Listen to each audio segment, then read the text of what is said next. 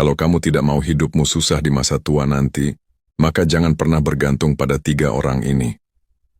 Saat kita masih muda, kita sering merasa bahwa kita masih panjang. Kita sibuk bekerja, sibuk urus keluarga, sampai-sampai kita lupa memikirkan satu hal penting. Bagaimana nanti kalau aku sudah tua? Dan bagaimana kalau aku harus hidup sendiri? Karena kenyataannya tidak semua orang beruntung bisa menua bersama pasangannya.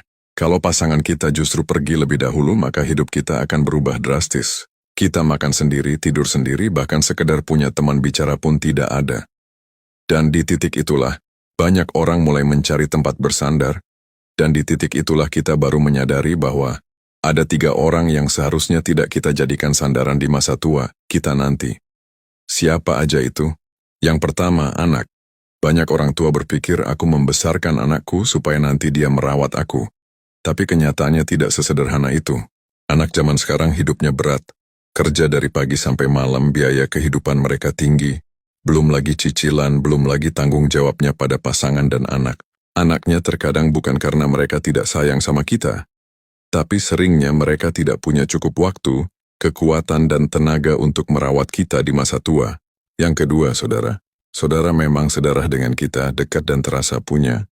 Tapi saat kita tua, nanti mereka juga menua. Mereka punya masalah sendiri.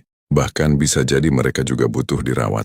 Karena pada akhirnya, setiap orang ketika sudah tua nanti akan sibuk menyelamatkan dirinya masing-masing terus.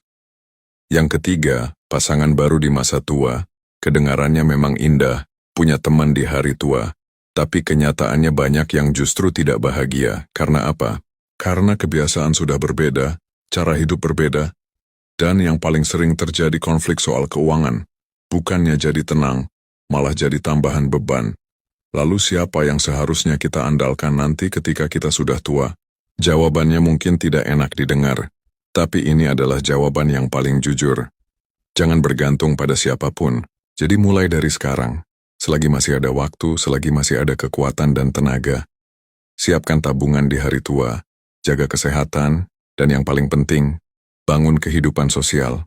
Punya teman, punya komunitas, punya aktivitas. Karena pada akhirnya, nanti di masa tua, yang membuat kita tetap hidup, bukan cuma uang, tapi juga rasa tidak kesepian.